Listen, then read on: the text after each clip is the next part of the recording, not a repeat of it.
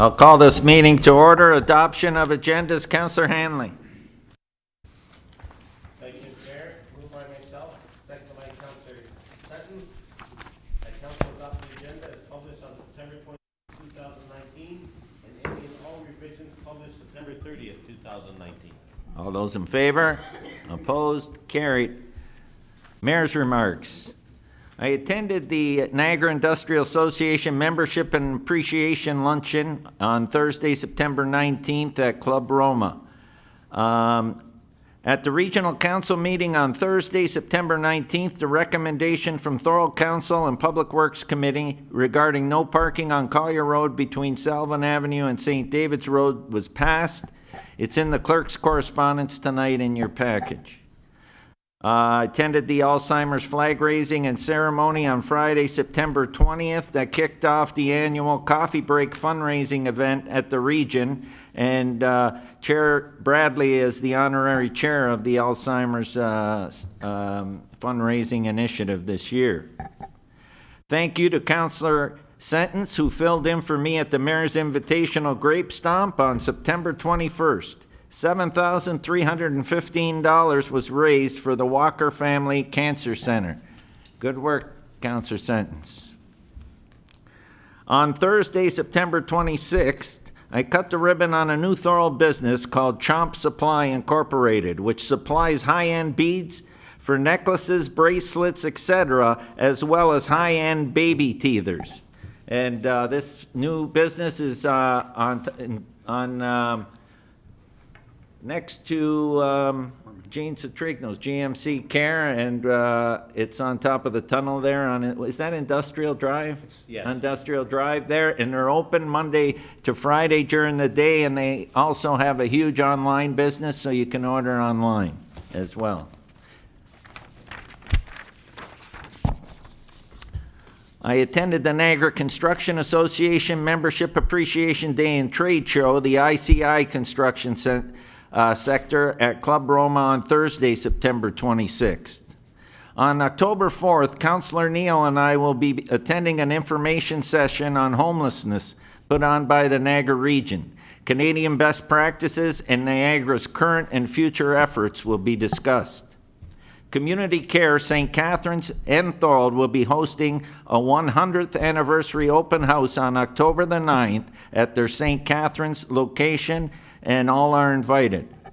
On Monday, October 14th, City Hall will be closed for Thanksgiving. And one other one, I attended the AGM and new branding kickoff for Young Caregivers Association at Amici's last evening. Young caregivers are children or youth who help to care for a sibling, a parent, or grandparent. It is estimated that 17% of Ontario caregivers are youth. So it's a great, great initiative.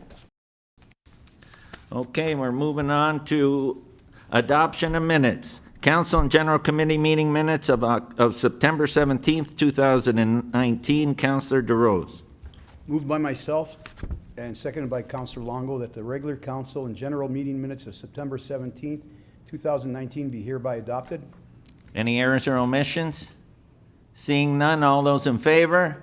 Opposed? Carried. No, any declarations of interest?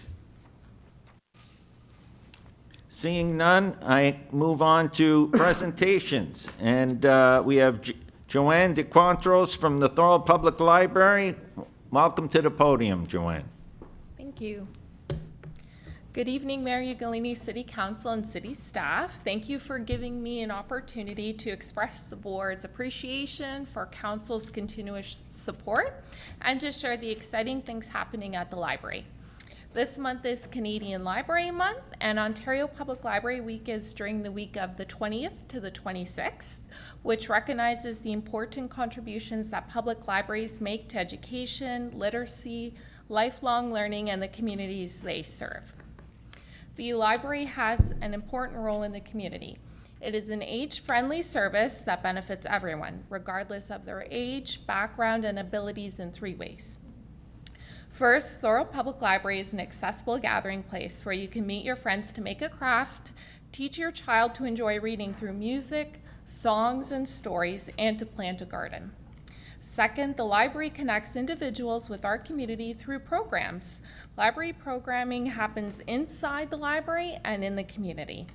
This summer, for example, we provided pop-up libraries where children read a story walk and created a craft in Gil Gordon Park, McAdam Park, Beaver Dams Park, and Port Robinson Park in an effort to reach children who may not have transportation to the library. Lastly, Thorold Public Library is dynamic. For instance, we have added new programs such as Snacks and Stories, the new after-school story time, and Comic Book Club, where you receive your own blank comic book to start creating your own graphic novel. We have a new partnership with Brock University Library.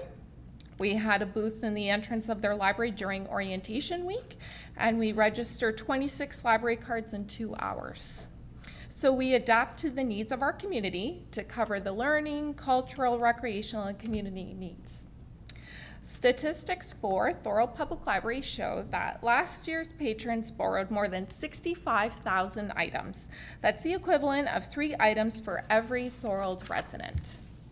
The library provides other services as well.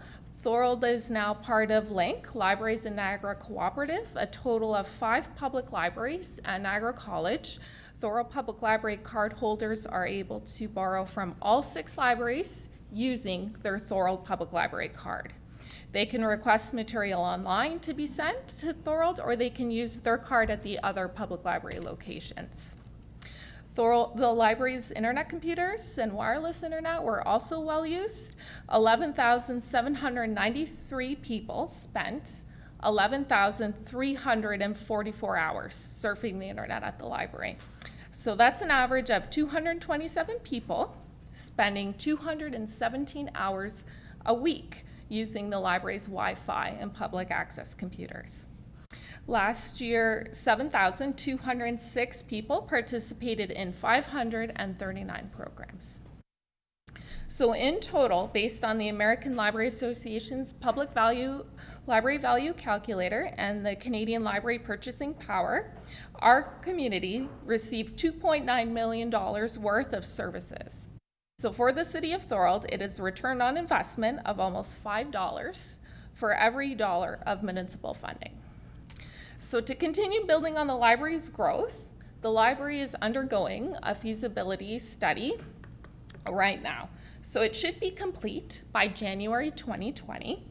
And the goal of the study is to provide a service model for the library, determine the optimum library size for our community, taking into consideration any future growth, provide design requirements for a renovated, expanded facility, while adhering to legislation, public library guidelines, taking into consideration the city's plans, the character of Thorold, and a realistic financial outlook.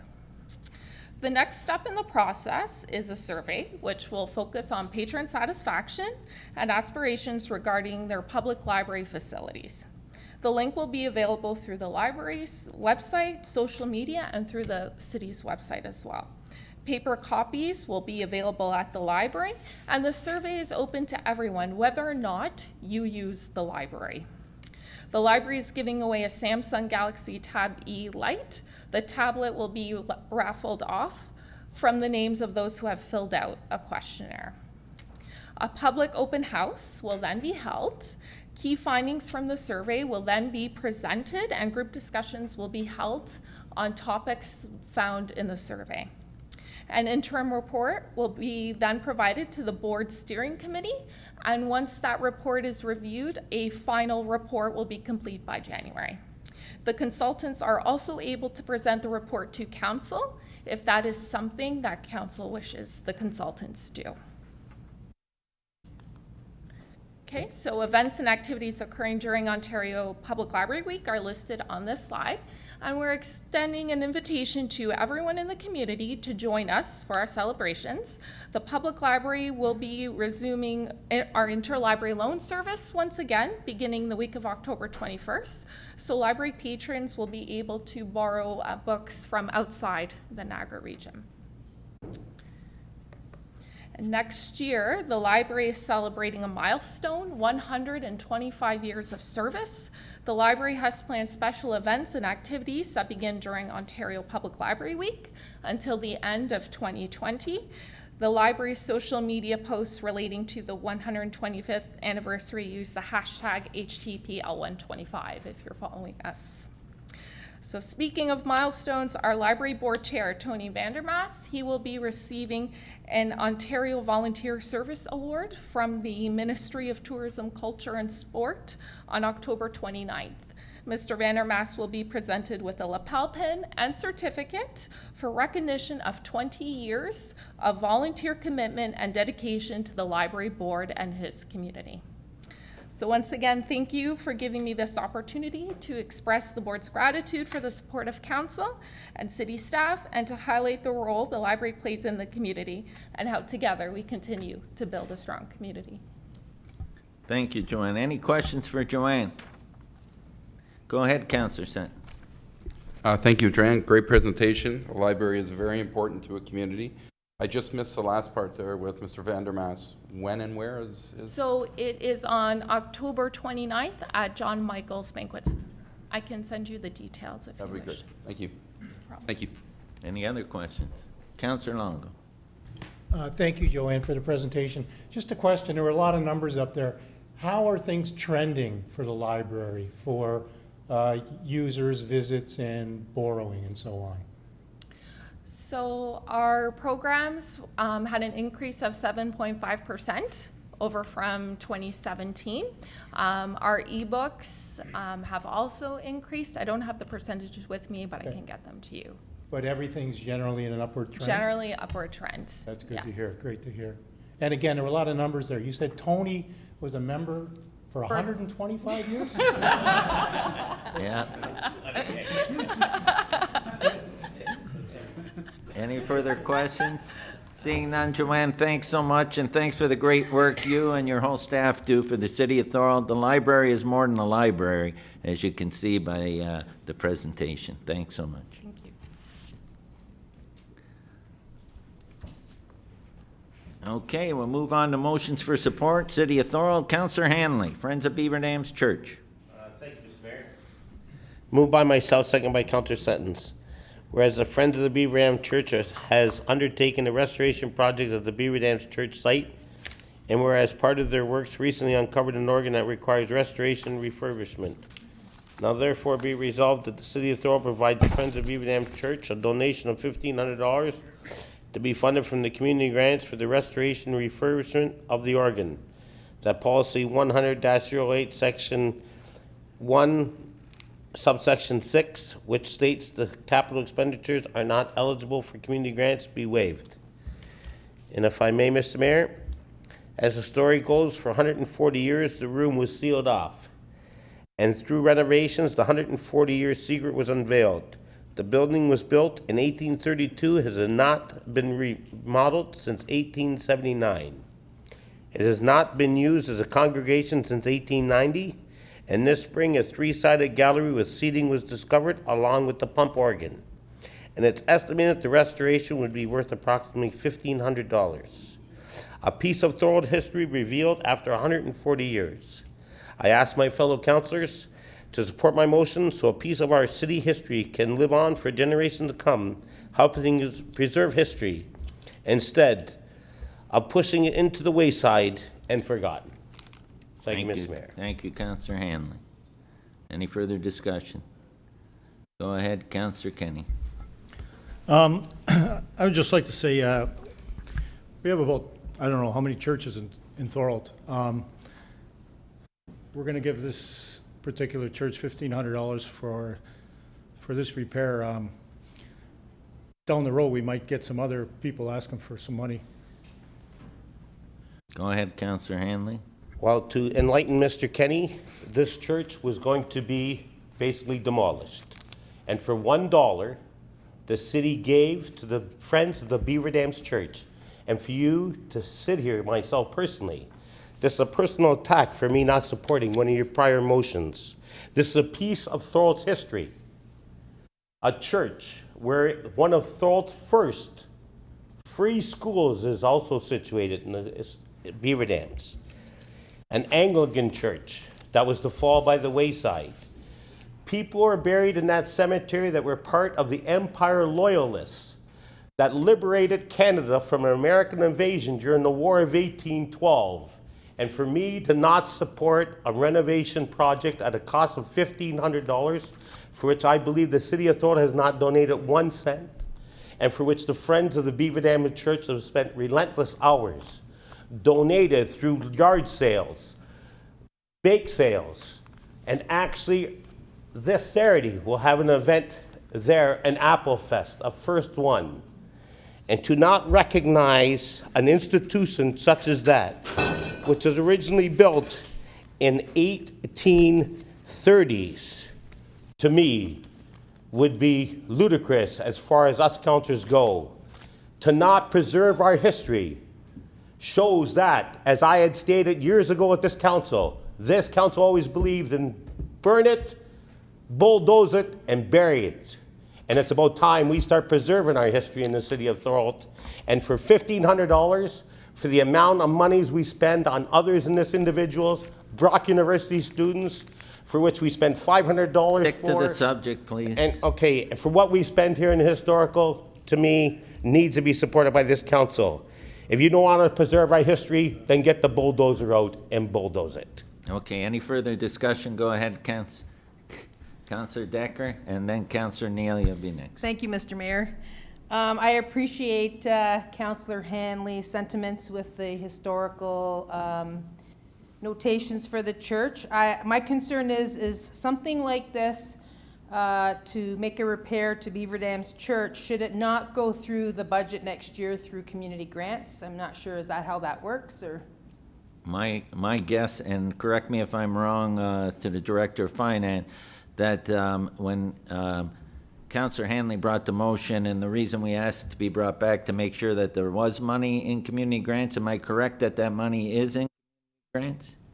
Through you, Mr. Mayor, yes, there's about $1,700 left in the unallocated community. Thank you. So the money is there, we don't, and it's not a budget overrun, okay? Councillor Neal. Thank you very much, Mr. Mayor. And I think it's a great and worthwhile cause, but I've been at all our meetings, and they haven't brought this specific thing up at this particular time because they're not ready to go inside to do the inside work at Beaver Dams Church. So this might be something that we might do in the future, but unless you've talked to the executive of the Beaver Dams Church and they have asked that this happen. No, I haven't. Go ahead, Councillor. No, I haven't actually talked to him. But like I didn't talk to the BIA with giving $500 to the Brock University Fund where we waived the policy. But I'm sticking to the policy. I'm sticking to the thing, the motion. Don't try and reference Okay. the BIA Well, issue with this. I haven't talked to the executive, but me being a resident of Thorold, if I may, and believing in the historical significance that the municipality has, if the Beaver Dams Church would not like, and if you want to, I will pull out my phone, and when I posted it on social media, the responses I got from people who belong to the Friends of the Beaver Dam Church were excited that I was going to bring it forward to council, and had hoped, and I'm not about to read what people said, but I thought it would be a gesture of kindness, you might say, seeing what we've done in this municipality for other organizations who haven't come forward through a community grant. This would only be worthwhile, be it whether or not I talk to the directors of the church or not. If they don't want the $1,500, maybe Mr. Councillor Neal knows something I don't know, and they don't want the $1,500. As far as I know, from what my response was on social media, they have no problems with people who belong to that congregation or are part of the restoration committee wanting this council to give them a donation of $1,500. I didn't know it was going to be this much of a debate. Oh my God. Okay, go ahead, Councillor Neal. Mr. Mayor, I'm not saying that this is not a good idea, but normally we would go to the organization and ask them if at this point in time, if they want this $1,500 to go forward. That's my only concern. It's not that I'm all for it. I mean, the more money for that particular church, the better it will be. So, But so then, if they don't want it, then they can not accept it. Return it. You know what I mean? Are you good with that? Yes. Okay, Councilor Longo. Thank you, Mr. Mayor. Just a question to the Director of Finance. I'm just wondering, I read the report and it says that community grants aren't to be used for capital expenditures, and I believe that's what this would be deemed. Is there any other way, any other area we could get the $1,500 from instead of going towards a community grant? Through you, Mr. Mayor, I believe, like, if you are going to do it, it should be a community grant. It should be, that's your feeling? Okay. Okay, I got one more comment. go ahead, Councilor. As I've done in the past, if council doesn't support me, I will say it here today. You can take it from my councilor's pay. And I've done that in the past with donations that haven't been accepted by this council. That's how much I'm dedicated to preserving our history in the city of Thorold. And I've done it before at this council where something hasn't been paid by council, and I'll pay for it out of my own pocket if need be. Wait. Okay. One more thing, and then we're going to a vote here. yes, Mr. Mayor. We shouldn't have a debate like this on an item like this. But The anyway. meeting for this, for one meeting, and if you would contact them, I'm sure that the executive would probably agree with it, but it's just that they haven't been forewarned with this, that's all.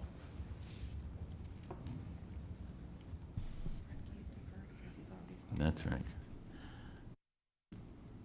Okay, Jim, Councilor Hanley. You want to move forward, correctly? Move forward, okay. So the motion's on the floor. You've heard it. All those in favor? Opposed? So, wait, all those in favor, go again, please. We got 5, and I'll do 6 and 3, okay? Okay, we're moving on to City of Thorold. Councilor Wilson, Canada Summer Games. Thank you, Mr. Mayor. Moved by myself, seconded by Councillor DeRose, whereas the Canada Summer Games complex being proposed on Brock University land would require a substantial financial contribution from the City of Thorold, and whereas to support open and transparent government, now therefore be resolved that any information sessions related to the Canada Summer Games Park project be open to the public, that the Canada Summer Games Host Society be notified of this requirement as they would conduct any information session. And if I may, I just want to make comment. I think that there's been a lot of information given in the past, and the public wasn't really privy to that, and I think it's our due diligence to make sure that they're aware in advance of any discussions going forward about this particular project. And that we're fair and transparent and make sure that people know so that when they call us, they have all the information instead of part of the information. So I hope for all of your support on that. Okay. Thank you. Any more? All those in favor? Yes, go ahead. Thank you to Councillor Wilson. My understanding is the next meeting, October 15th, is when the report is coming to council. So when would you suggest we have public information? I can tell you the report isn't coming on October 15th, so there'll be plenty of time to have an information session before. Okay, well, Okay? it would be nice if council was updated on the timing of these plans. Because we don't know when the report's coming forward, but We I were can told tell it you was it gonna wasn't, be no, October but it's not. 15th, and now it's not. It's not So, gonna be October. In courtesy to councilors, I would suggest that we're all put somewhat in the light of what's going on. And you that's all. will be. All I'm telling you is I don't know the date when it will come, but I could tell you it's not going to be the 15th. And in the meantime, we can definitely hold an information session. From my understanding, what potentially that we're going to try to do, I don't know if I can speak about that. I'm allowed to talk about, but potentially, or maybe the CAO wants to make comment on what he foresees happening. Thank you. Through you, Mr. Mayor, I think the intent is that when the report comes out, council will be given enough time to digest the report, and they can review the report, and then we could bring it forward, and then we can have a special meeting just for Canada Summer Games, so they can have some time ahead of time to digest the report, and then we can have a special meeting. So we don't have the full information at this particular time ourselves. And I think the council, when has given us a conditional approval, they wanted those 3 criteria that was laid out to be completed before we come to council, and then we have not got the answers to all the three. Thank you. Okay? Go ahead, Counselor Kenny. I was at a meeting last week with Jeff, and we got some information that Dougie Hamilton said he would come here and talk to the council ahead of time, but we don't have, all the information isn't there that has to be voted on. But if it was the council's preference for him to come and just speak, he would. Well, he'll come anytime, and he'll come and hold an information session. That's not a problem. The issue is that they've sent this out for RFP. They've extended the RFP. When they get the RFP back, they have to make sure it's within budget. If it's not within budget, then they have to look at what they're going to do to make it come in budget until all these things are done, and then we'll have more than enough time to do this and bring all this information forward. Councillor Long. Through you to the CAO, so do we have an expected date that we would have a public open house or a public consultation meeting? Through you, Mr. Mayor, our last meeting with the Canada Summer Games Host Society, I did mention to them that a motion is going to come to council at tonight's council meeting. And I've given them a heads up that council is expecting them to come and do a public meeting. And they're aware of it, and we will connect with them after tonight. And they said that they have done those kind of events previously with other communities, and they'll be happy to do it here as well. But is there any idea when that would be? Would it be the end of October, or would it be sometime in November? When can people expect to have a public information session? Through you, Mr. Mayor, we will connect with them tomorrow, and I think they don't have to wait that long. They can come and then present whatever information they have in terms of the Canada Games Park and the Canada Games, this 2021 Canada Summer Games. They will present that, but they will not get into the specific details about what our share and all those things. They are going to provide a overview about the games, what facilities are going where, and what the status is. So they have done similar presentations elsewhere, and they'll be happy to do it. We will connect with them tomorrow, and then we will advise council when it is going to be. Okay, thank you. And as the clerk has just reminded me, whenever we do decide we're going to public, there is a 7-day notice requirement. So if they came to us in 2 weeks and said that we're ready to do a presentation, we would have to make sure that there was 7 days public notice prior to that meeting. Okay? Councillor Hanlon. I think one of the biggest things with people that I've talked to is, if I can, is that the costing and what components are actually going to be there. We know that there's volleyball courts. We know that there's a rowing center. We know that there's a 200-meter track. And there has been a conceptual drawing. Then you get into construction costs. I think we go to a public meeting, we need to have the public's input as to what actually is going to be there and up and running. To me, I know we've seen it on reports, but in the outlook of the community, nobody's really seen the big picture of what is going to be on the site. And that's the biggest people's concerns that I've talked to. And that'll all be part of the And that's what I'm saying, presentation. before we go forward, that's the biggest concern I think any A citizens good I've point. talked to. Well taken. Okay. Thank you. Through you, Mr. Mayor, I also, when I guess made this motion, I was under the understanding, yeah, we'd give an overview, but we'd also be sharing those financial details in public as well. Well, the financial details will be in that meeting that Canada Games gives. They won't be in that. There will be some details as costing, but the actual operating costs and will actually come in the report, and then will be public in council. Because that is not a Canada Games issue, that's an issue with the consortium, okay? Yes. Because Canada Games builds the building, they get the funding, and then they turn it over, and the consortium operates it. So it's the consortium agreement and the operating agreement that will have those. Okay, so I guess my intent of this also was that we don't have any meetings outside of this council with regards to the cost, like the operation costs and those numbers. They'll all be here, they'll all be public. Perfect, thank Okay? you. Okay, all those in favor of the motion? Opposed? Carried. Statement by Councillor. I've Councillor Longo for 2 statements. Merritt Road first. Thank you, Mr. Mayor. Merritt Road, I'm sure everybody received the email Just wondering if we could have staff look into the request from a resident complaining about the speed on Merritt Road between Kottmeyer and Merrittville Highway. It's actually a regional road, Regional Road 37. It fronts Merritt Meadows, and it is a very high-speed road, very dangerous turning conditions into Merritt Meadows.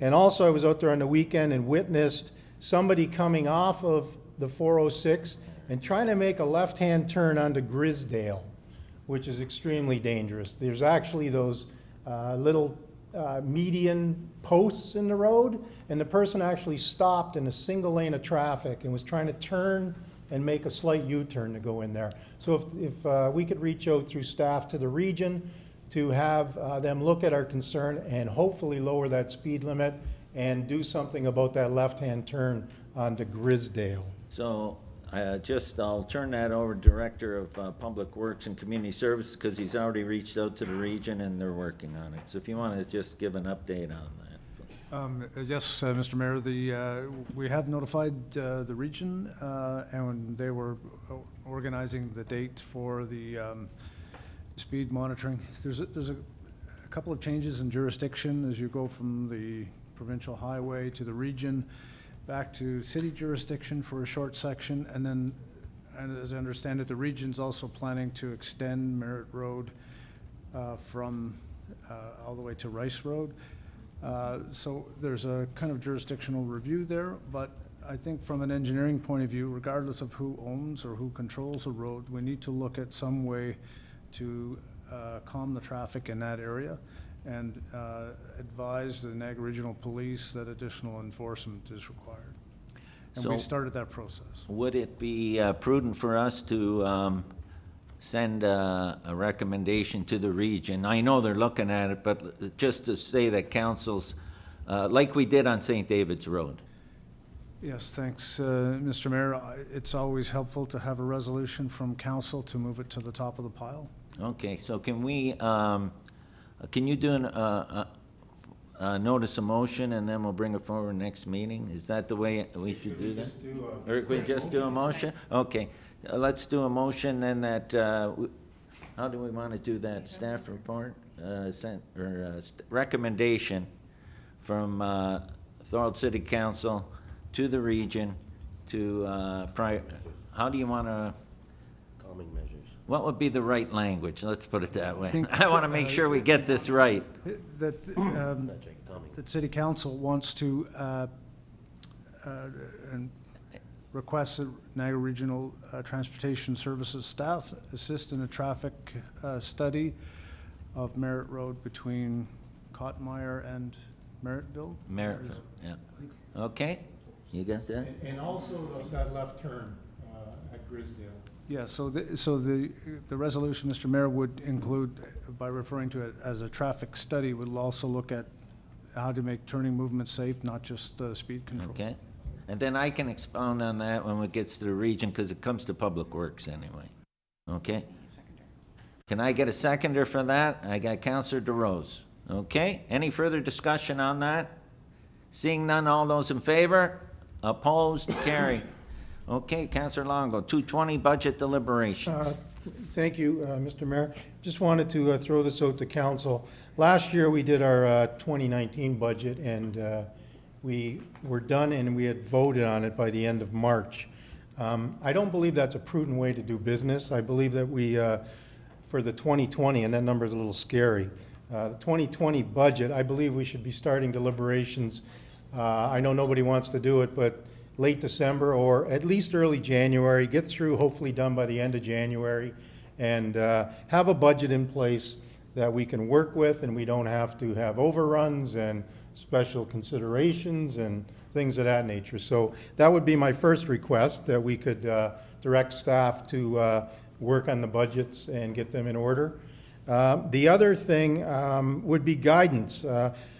I'm wondering how we provide guidance to staff. I know in the past, different members would reach out to counselors and ask what they would wanted to do in terms of guidance, and I just would like to leave that question open, how we would go along with guidance for the coming year. I'll leave that with the CAO to answer. Through you, Mr. Mayor, what we have done in 2017 budget, I guess the council has provided us with a guidance of 2 plus 1%. We have taken that for this year as well. For next year, open to council. If they have a different number in mind, please let us know. But my direction to staff at this point is what we have done for this year will continue with the next year. Okay. Thank you. And again, if the rest of the council's okay with that, I would be fine, but just as long as we know that there's a guidance target that we've set. And I do agree that the sooner you do the budget, the better, because it's also good for staff to get the RFPs out and get better pricing if we can get them out early in the year. Last year was a little different because we had a new council, so it got protracted, but I think our goal should be to get the budget completed by the end of January. I would agree. And the final thing, and this may have to get some consideration from the clerk, but I believe being an open and transparent government, we live stream our meetings. I believe we should live stream our budgets. People want to know what's going on, how we're spending their money. So if council would agree, I think maybe we could direct the clerk to reach out and see if we can get our friends to live stream our exciting budget meetings. Good point. Yeah, I have no problem with that. So we got 3 points there, okay? So do you want to, are you making a motion on those 3 Well, I'll points? make a motion that we start the budget in December or early January at the latest. Right, And that we provide staff with guidance of 2%. 2 plus 1, he said. Is that, that's the Through you, one? Mr. 2 plus 1. One is for our asset. Okay? Sure. And that we direct the clerk to investigate live streaming our budget meetings. Can I have a seconder? I got Counselor Decker. Any discussion? Seeing none, all those in favor? Opposed? Carried. Excellent recommendations. Okay, we are going to resolve into general committee now.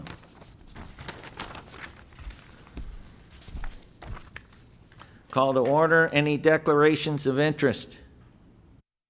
Seeing none, I'll move on to delegations. Emilio Raimondo. Raimondo and Associates Architects. Director of Public Works and Community Services Report, PWCS 2019-77. Welcome, Emilio. Great. Thank you, Mr. Mayor, senior staff, members of council. Not long ago, there was an RFP put out by senior staff, the City of Thorold, requesting for design services for a new mausoleum.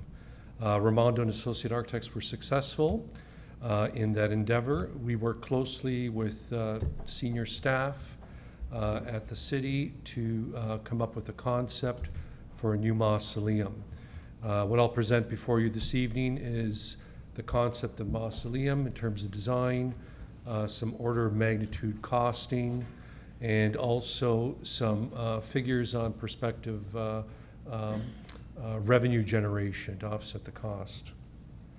And certainly if you have any questions, I'll be happy to answer them this evening. So we're all familiar with the present location of the Lakeview Cemetery. There's an existing mausoleum comprised of crypts and exterior and interior niches. For the most part, I think the demand for the proposal was that the present mausolea is reaching its near utilization, and there would likely be a demand for additional sales. So this is sort of the mausolea with its relationship to the office building. So the actual concept we prepared is sort of a pavilion-like mausoleum. Our firm has done a number of projects throughout Niagara, including Toronto, involving mausolea through a number of design builders, including most recently at the Victoria Lawn Cemetery in St. Catharines. We acted as project managers for their additions to their present mausolea. So what we're proposing, based on experience, we felt part of the existing mausoleum, it's nearing capacity some of the areas that are falling short on sales are some of the exterior niches, and there seems to be a lack of desirability in terms of their location. What we are proposing is a pavilion-like mausoleum, and one of the greatest advantages we found in terms of marketability, and I think senior staff concurred, is that the crypts that sell first are the ones that tend to be near windows or doors. And a good example most recently was the sale of 2 crypts that were near the, I'm not sure if there's a pointer here, near the back entrance of the existing mausoleum.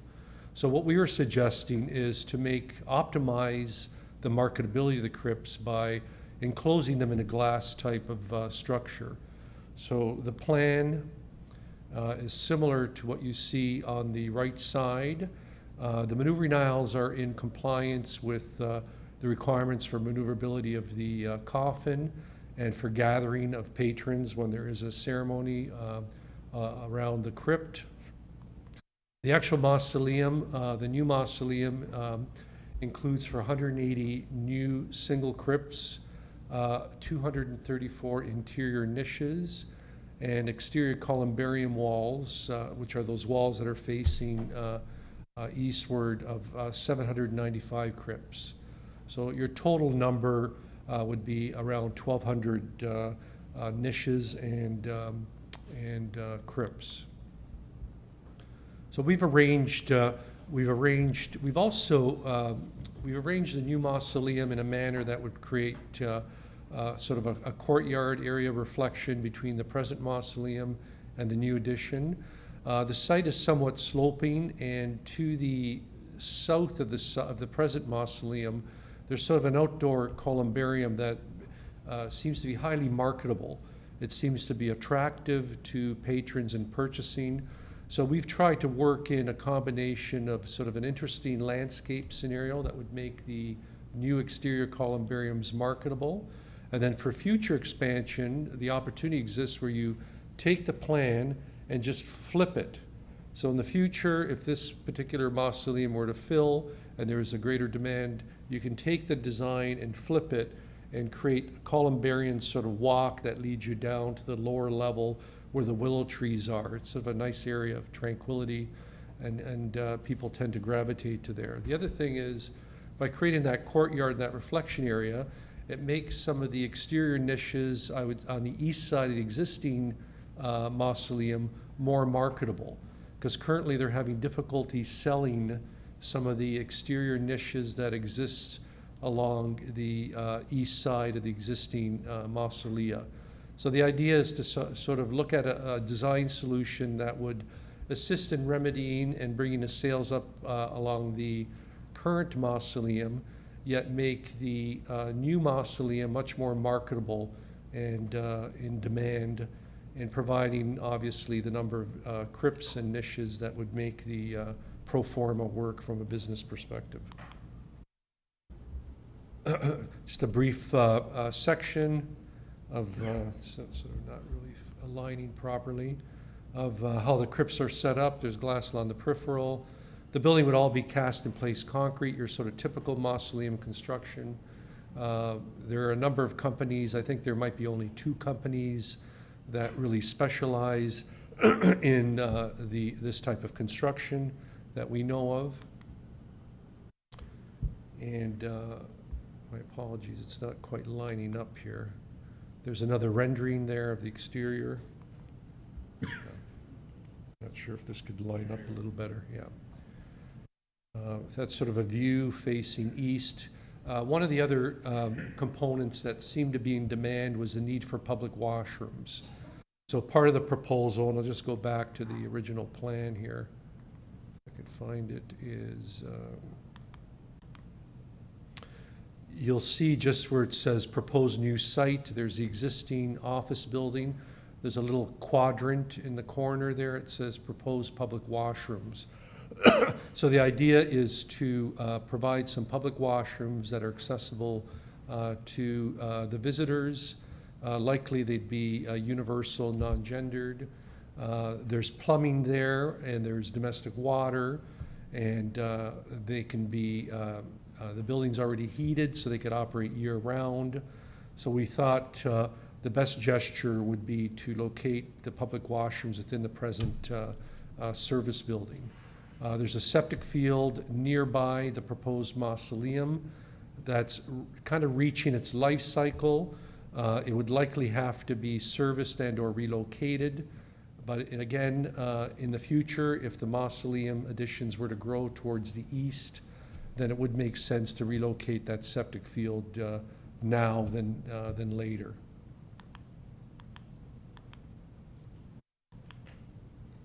That's kind of the view. The overall building's around 2,700 square feet. We've done a pro forma. We did have a public meeting. It wasn't overly attended, but one of the city's more notable funeral homes attended, and they had praise and very good comments related to the project. We undertook a quick little order of magnitude costing, and overall budget's about 1.8 million. We added some contingency, assuming it's going to be built by a contractor. There's some profitability. At the completion of our design fees, should the city decide to engage us to do the architectural bidding process, we added our fees. So the overall budget's around 2.2 million, and that includes everything, including the columbariums. We could go back and scale it back and say we can focus on the mausolea only, deduct the columbariums. We could heat it, not heat it. We took the worst case scenario where we heated it and cooled it. We can delete those, similar to Victoria Lawn, where we put exhaust fans in and operable windows to provide ventilation. So there are ways of perhaps undertaking some further value engineering, but we wanted to paint sort of a more all-inclusive picture for council this evening, and that's what these numbers reflect. And then we took a very conservative approach to kind of a pro forma in terms of profitability. And we took it over a 5-year cycle, and we assumed your greatest sales might occur your first year, and then we kind of prorated over 20%, 15%, 10%, 10% in the fifth year. And these are very conservative numbers by any stretch of imagination, and you would generate somewhere well over $3 million in revenue based on that pro forma. And again, these are just conservative numbers. So I'd be open to any questions this evening that council or senior staff may have. And again, on behalf of our firm, thank you for engaging us in your project. Any questions? I got Councillor Sentence. Thank you for the presentation. Great job. Very much needed. The bathrooms will be a big hit out there. I can tell you that because it's one of the biggest complaints I hear. You mentioned the east side sales on the existing buildings right now. What is wrong with them, or why are they not desirable for sale? And what did you do in a new part to make that desirable? I'm going to flip back. Thank you. Flip back to the page. So I'm not sure if this has a pointer. I think it does, right? Does that have a pointer?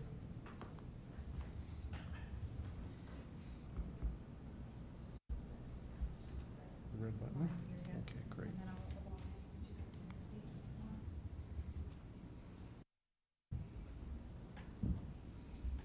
That's the washrooms. Okay. So some of the niches that exist in here currently, it's interesting because at one time we thought about these niches that exist in here have sold out.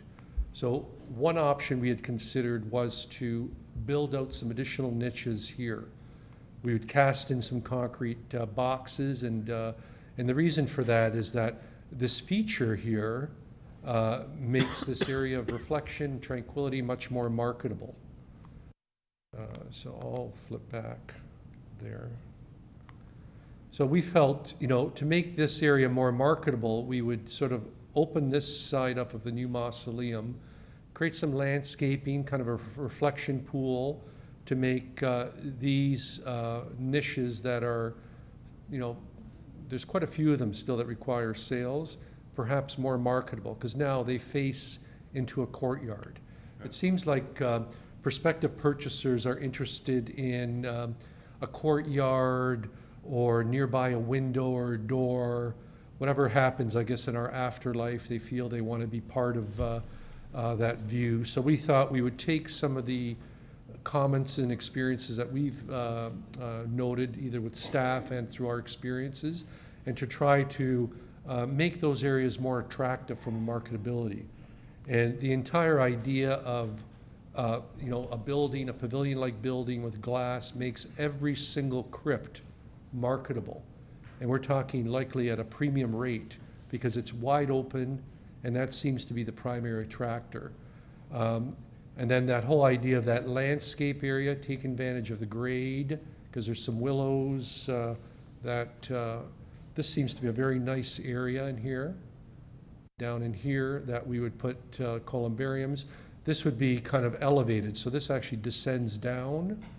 And then the thinking would be in the future, and certainly, if we were involved or had an involvement, we could likely just, what would we call it, kind of reuse the plans.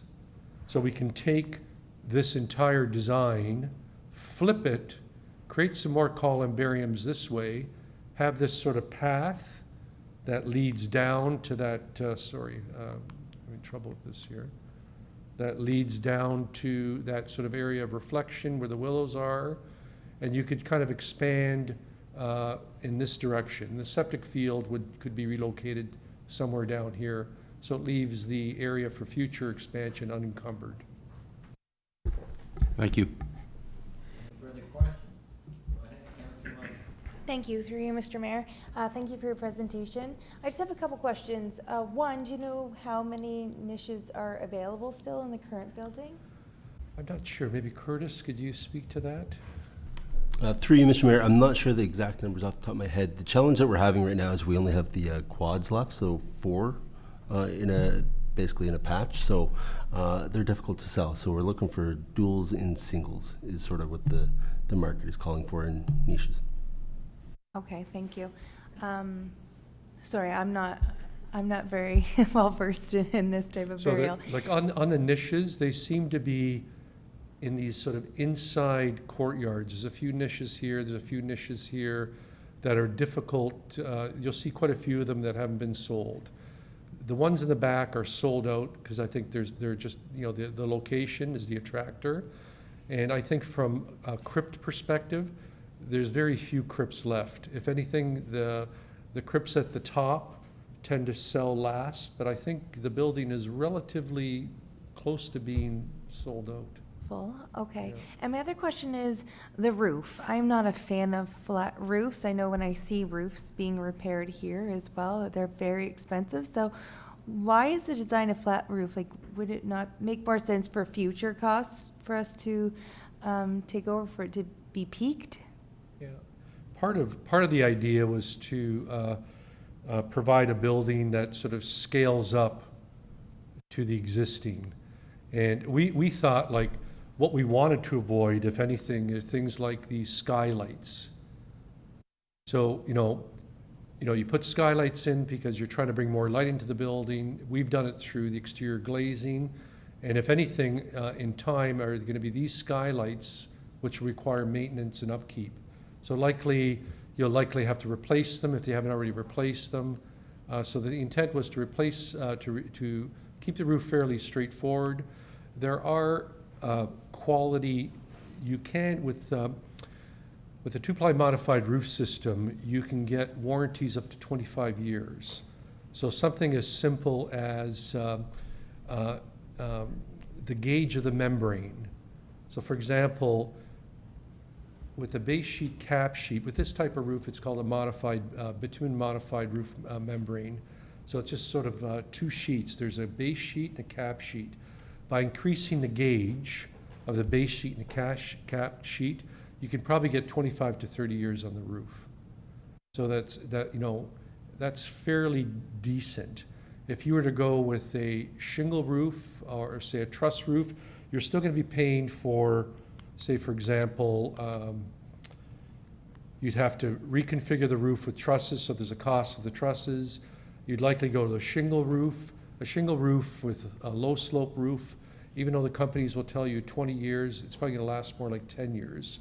And you probably all experienced that in your own homes, where the shingles cup and you're into replacing them. And a roof of this size, you'd likely be spending somewhere around $10,000 to $12,000 to replace, and you're likely replacing maybe every 10 years or so. Or if you get high winds, you're forced to replace shingles. The alternatives, you go with a slope roof with a metal roof, but with a metal roof, you're likely going to be in the same cost as a flat roof, a modified bitumen roof system, without the cost of the trusses. The other thing is this type of construction is usually cast-in-place concrete. Mausoleums are all cast-in-place concrete. You're casting the roof out of concrete. You're staying with one singular trade. There's a cost-effective approach to it. If we were to introduce, be difficult to do slope roof in cast-in-place concrete. We'd have to introduce another component like either metal trusses or wood trusses. So that would likely add a cost. Mausoleums are all concrete. It's just the nature, because you're storing bodies. So the whole core is concrete. They're all cast-in-place concrete. You're going to have concrete on the roof.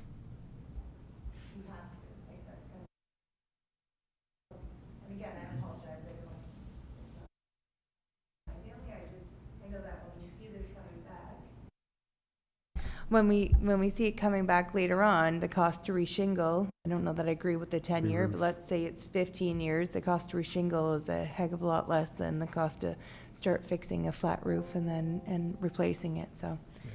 I think the key as well that would extend the roof, Councillor, is we can make sure there's adequate drainage. We could make sure that there's adequate slope. With any flat roof, one of the key items is to prevent water from ponding, because water and ice will degrade the roof. If we can keep it, relatively sloped, some good drainage, keep the water off it, you likely get 25, 30 years out of that roof if we can increase the gauges of the membrane. Thank you. Any further questions, Councillor Longo?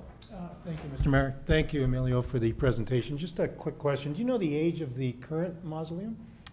I think there's the original mausoleum, and then there was a previous edition. Okay. So I think again, maybe in the late 70s, the first back edition, and then I think Grant Sauter did the front edition back in maybe the early, mid-80s, Okay. late 80s. So this would be version 3, I guess, here. Correct. And then Councillor, sorry to interrupt you, from a perspective of saying, well, why didn't we look at sort of the option of an addition? Well, we find, sometimes leaving the existing building alone will save cost, because the moment you try to integrate into something and you introduce a renovation, you're likely to experience more cost. So the thinking was, leave the existing building as is and propose a new building that would be, we wouldn't have to integrate necessarily and likely save some cost. Sorry, Councillor. no problem. Thanks for that explanation. So I guess the lifespan of these buildings would be indefinite, hopefully, because they're concrete? That's the idea? Yeah. It's hard to say. I mean, concrete buildings last a long time. I can say 75 to 100 years. You might be replacing windows. You might have to replace the roof membrane. You might have to, if there's any mechanical exhaust systems. So I'd say the bones of the building being concrete is going to be there for a long time. So I was at the Cairo pyramids a few years ago. You can't guarantee they'll go that long. Okay. And I guess my last question is, being that version 2 was built in the 80s and we're still trying to sell out, would your projections for sales, your pro forma, be a little aggressive trying to pay this off in 5 years? I can't speak for city staff but there's a motto we stand by, right? Good design is good for business. So that's why you've redesigned with singles and... So if you look at say, you know, the appearance of the old mausoleum, and it's just my personal opinion, yeah, there's probably reasons why they're not selling. Okay. Right? All right, thank you. I'll have other questions, but they'll be for staff, so thank you, Emilio. Any more questions? Seeing none, thanks very much, Emilio, Yeah, for you're your welcome. presentation. Next up, Sergio Peon, and it says Tim Collins, but I don't see him here. Due to Thorold Municipal Nonprofit Housing Director of Planning Development Services Report PDS 2019-32. Welcome, Sergio. Thank you. Tim sends his regrets due to a scheduling conflict. He was going to try to move things around to be here tonight, but he couldn't do it. So I'll be doing the presentation. Thank you to the mayor, council, and staff for allowing me this opportunity to do this presentation. Basically, what I'll be doing is recommending to council that they not support the staff recommendation of this report, and in fact, that they support the opposite, that is to waive the building permit fees and development charges for this 60-unit building that Thorold Nonprofit Housing is building. Just in the way of a little bit of background, Thorold Nonprofit Housing operates about 135 units in Thorold. The 60 apartment units on 61 Ormond, the 14 new units that were built recently, and the rest are homes in different locations in Thorold. Niagara Region operates about roughly 29 units, mainly at the 45 Ormond Street building that we all know. The key thing here is that there is a tremendous need in Thorold for non-profit or for affordable housing. Just to give you some brief facts that Niagara Regional Housing Statistics gives you. For senior, well, first of all, there's about 20% of the Niagara population that is classified as low income. 1/5 of Niagara Region's population is classified as low income seniors, singles, or families. And the waiting lines for affordable housing are huge, and they haven't been improving at all for at least 20 years.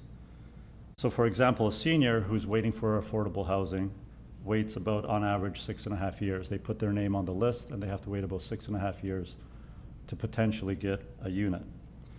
If you're a low-income family, depending on whether you're after a 2-bedroom or a 3-bedroom, it's about 6 to 8 years of waiting time.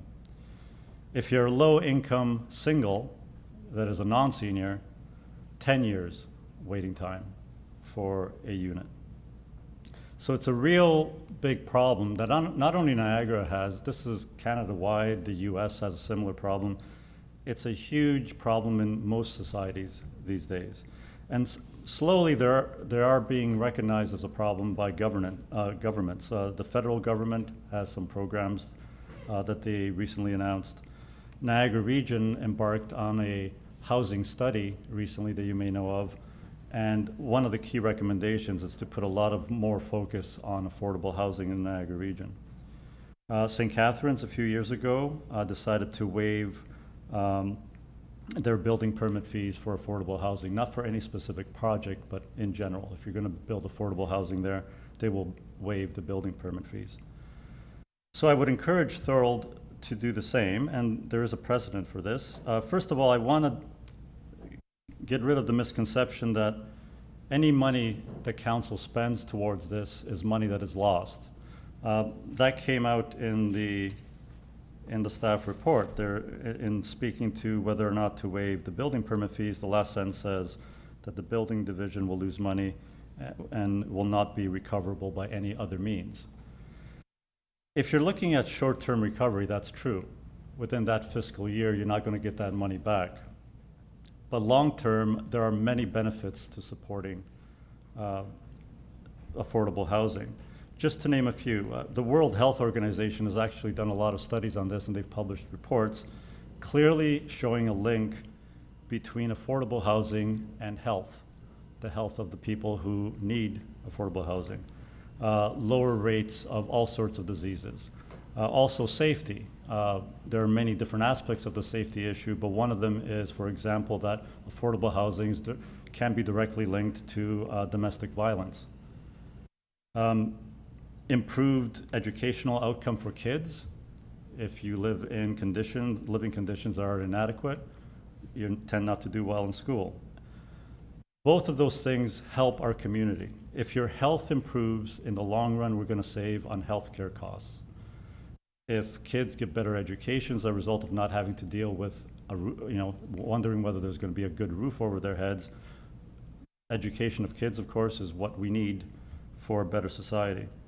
There's even been studies that have linked economic growth to affordable housing.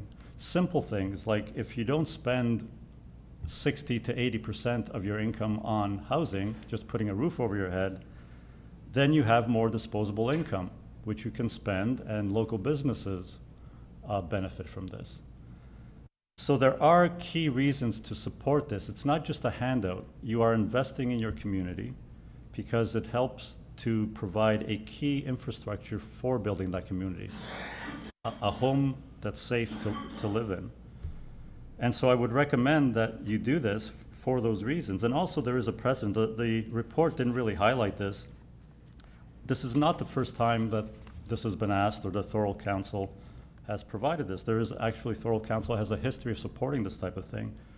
Back in February of 2016, I mentioned that we built a 14-unit building recently. 5 years ago, we built a 14-unit. And other than that 14-unit building that Thorold Nonprofit Housing built, in Thorold, there hasn't been anything built in decades other than that 14-unit building. When we built that, we successfully got the council of that time. The staff actually recommended at that time, and council supported, the waiving of building permit fees.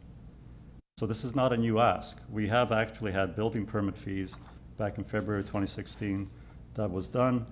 And in 2017, in August, we had an additional $35,000 given back for that 14-unit building for development charges.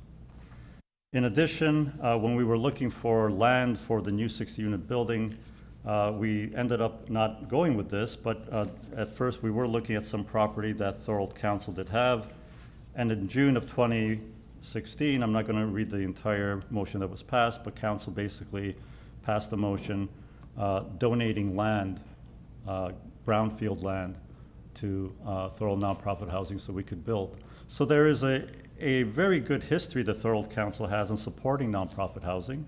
It builds communities, it provides for safer, healthier communities. And for that reason, I think it's a good investment for council. It's not just a handout. And I thank you for your time, and I will answer any questions you may have. Thanks so much, Sergio. Any questions?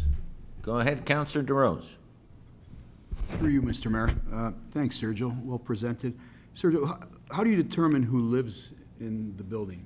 The determination of who lives in the building, we have decided will be completely done according to the list that NRH keeps. Niagara Regional Housing keeps lists based on who applied where and need. And so we will be taking people off of that list. The people who've been waiting the longest will get first crack at the units. Yes. Through you, Mr. Mayor. So let me ask you a question about this. If the city waives the development charges, does the city have any say as to who can live there? I'm referring to Thorold residents.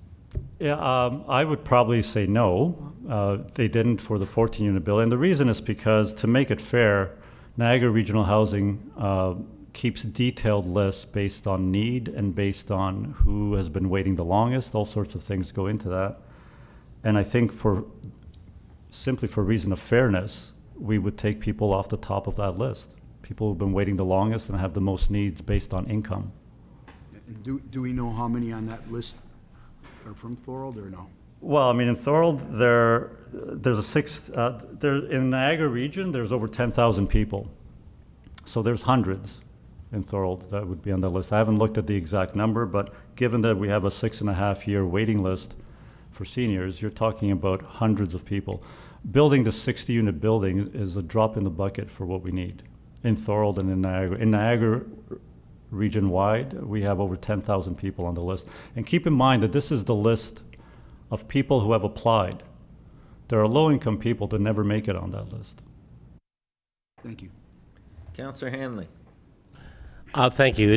you refer to it as low-income housing. Is it not housing according to income?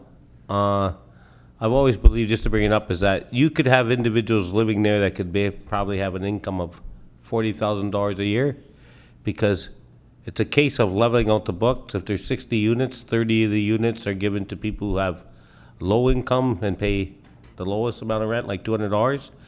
But in order to make it nonprofit and feasible to operate, you also have to have a number amount of individuals in there who may be making $40,000 to $50,000 a year in income. Is that not true? It's not affordable housing, it's rent based on income? Yeah, in general, what we do is affordable housing for this reason. There's two types of housing.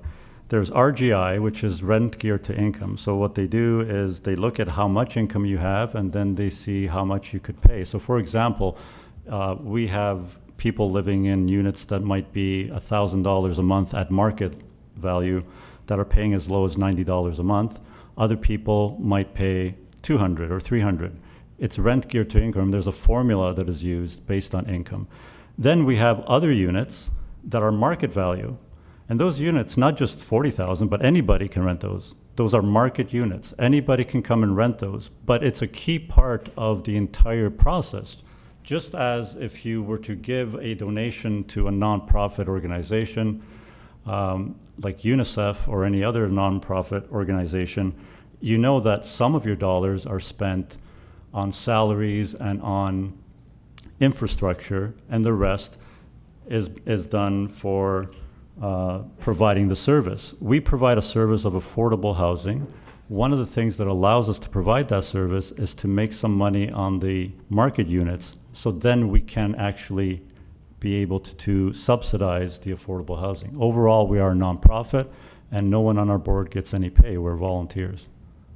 No, that's just, I appreciate that, but that's just my issue. See, to me, it's rental according to income. It's not affordable housing, because to me, I would like to see individuals that you say they're on that list that don't get an opportunity to live on that list, because 30% of the people or 50% of the people you put in there, you need in there that are making $50,000 a year to make it non-profitable. To me, affordable housing is people who can afford housing, period, and you give them a place to shelter themselves on the minimum amount necessary. That's my point. Not that I'm against the waiving or whatever, but my thing is they always refer to it as non-profit housing, right, and low-income housing, but it's not low-income housing. There's people there that have high income that are there being housed. So we need to change that definition as far as I'm concerned as a counselor. Yeah, could I just because not briefly everybody's respond low to that? counts. Yeah, just to briefly respond, I agree with you. I would love to provide nothing but low income, but how are we going to do that? If we don't have market units that gives us some money so we can subsidize those, then it will be completely government funded, and that's a higher burden on the taxpayer. We provide market units so that we can raise some money to offset the cost of subsidizing the truly affordable units. We could provide 100% affordable units, but then we would be going hand in hand to the government to supply all our money. And that would be too much of a burden on the taxpayer, I believe. It's just, if I could just one more comment, it's my issue with, you refer to it as low-income housing, but it's not low-income housing. Okay, I got Councillor Kenny over here. Yeah, I sit on the board there. Just to explain it with numbers, Jim, Councillor Hanley. So this 60-unit build is going to be $12 million. The federal and provincial government have kicked in close to $5 million. So what we're left is with a $7 million mortgage. You have 60 units. So as many affordable, geared to income for seniors as you can, you put in there. But you still have to pay your mortgage of $7 million. So if you have to have 30 units that are paying market rent to cover your costs, that's the number. If it's 40, that's the number. But that's the way that it carries itself. And if we can get 40 affordable housing units, that'd be great. But you still need the market value to pay your mortgage so that the taxpayers don't have to pay for it down the road. Okay, questions? Go ahead, Councillor Wilson. Thank you, through you, Mr. Mayor. So my question to you, Sergio, is you've been on this committee for quite some time and obviously on council previously. About 5 years, yes. My understanding is that this council has waived that before. Is that true? Yeah, as I mentioned, when we built the 14-unit building on Carlton Street, close to the large 60-unit building we already have, council waived both the building permit fees and the development charges for that. Yes. Perfect, thank you. Any other questions, Councillor Decker? Oh, I wasn't done, sorry. And then I'll get, Sorry, Mr. Mayor, I just wanted to ask, can I ask to the staff, has it been a council prior to that, since he can only speak of the last build? But was that ever waived previously before that build, if you know? Through the mayor, I'm not sure. Sorry, I think part of the problem is before the 14-unit build that we built 5 years ago, there hasn't been a build in Thorold for about 20, 25 years. Oh, okay, thank you. Councillor Decker.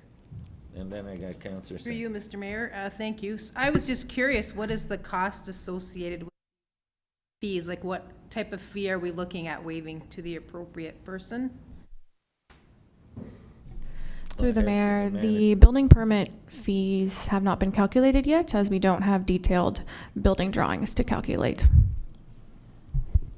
Thank you. And could I also just address something? In terms of cash flow, we do pay the fees, it's then paid back to us. So not knowing how much it is now, we do pay the fees, and then once the building is completed, that's when council gives back. Our CAO's got a comment. Yeah, just through Mr. Mayor, just a brief discussion with our CBO this morning about, he just said that he doesn't have a definitive number, but approximately is talking about $50,000.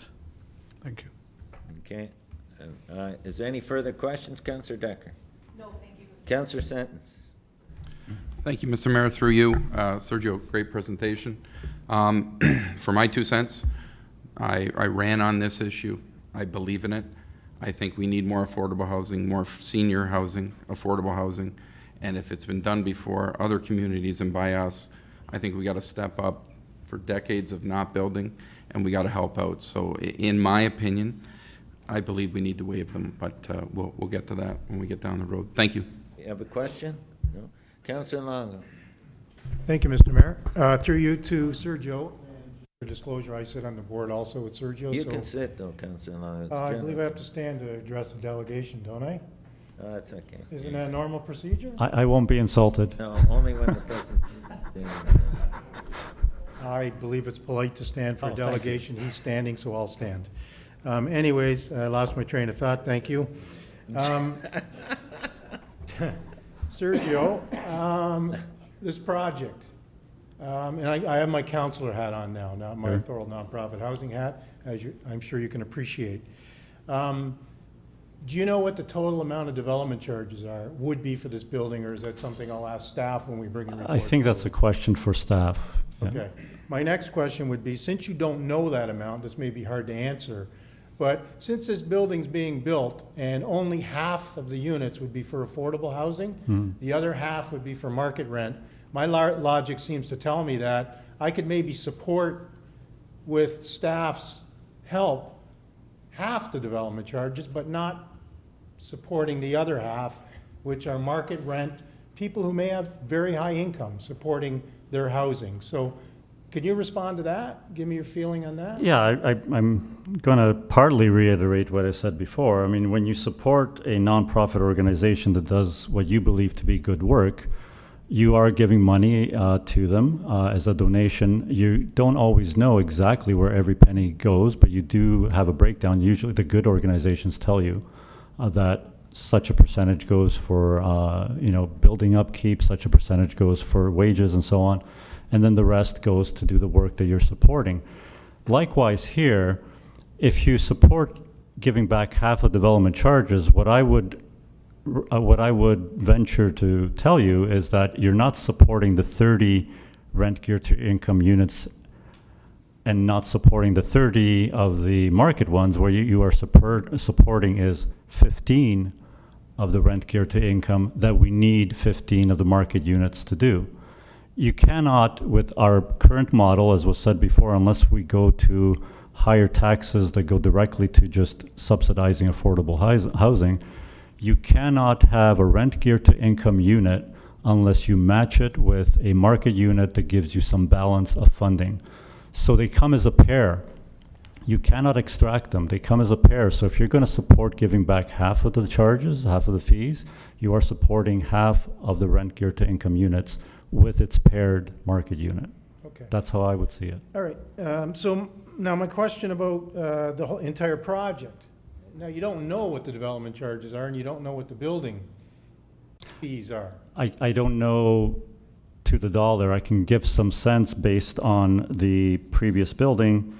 The development charges were $70,000 For 14 for units? 14 units. Now, I'm not saying it scales up. Okay. But again, this would be a question for staff. If you want a ballpark figure, because they don't know the exact amount, I would recommend you ask a staff member if they would venture to give you a ballpark figure. Well, I'll ask that when the report comes forward, Okay. and I'll try to find out. So let's pick a number here, because we don't know the numbers. If waiving development charges and building fees was $300,000, if you didn't get that, what would happen to the project? Do you know? Well, we would have, as was mentioned before by one of the counselors, Councillor Kenny mentioned that we have about $4.6 million from the federal and provincial government. The rest, roughly $7 million, we have to mortgage our current properties to be able to build. What would happen is that we would pay it from the mortgage, but that puts more of a burden on us. We don't want to just build this 60-unit building and then be done with affordable housing. We would like to, once this building is over with, focus on, hopefully, a next project. Any money that we get helps towards the goal of making that waiting list shorter. So, yeah, it's not going to kill the project, but it does take money away from the work that we do, and takes money away from, the next building we build. It may be fewer units because we can only afford fewer units. Okay, that's what I wanted to understand, if this Sure. would hurt the project in its entirety, or just make the numbers a little tighter for you. It would make them tighter and not allow us to provide as much service for affordable housing as we would like to. Okay. So, as you know, development charges don't just, it's just not free money, right? It has to come from somewhere. Sure. Has to be part of our development charge bylaw. We can't just pull it out of thin air. If we waive building fees, they just don't get pulled out of thin air. This is real money. So, do you believe that, well, this is more a question for us, but you used to be a counselor, so I'd like your opinion. Do you believe that residents of the city of Thorold should be supporting nonprofit housing through their taxes?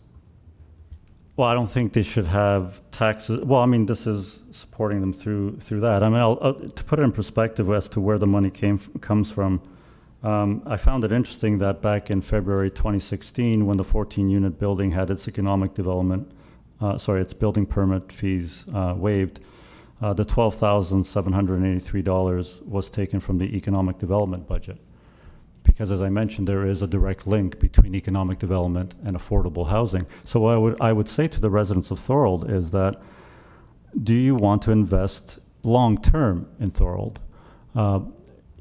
Affordable housing is required not only to make the community safer, to have healthier, the people who live under those conditions have a healthier outlook, which saves you on health care costs in the long run.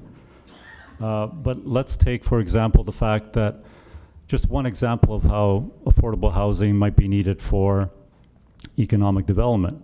If you look at the service sector, we rely on people supplying us with services, yet those are mostly minimum wage jobs.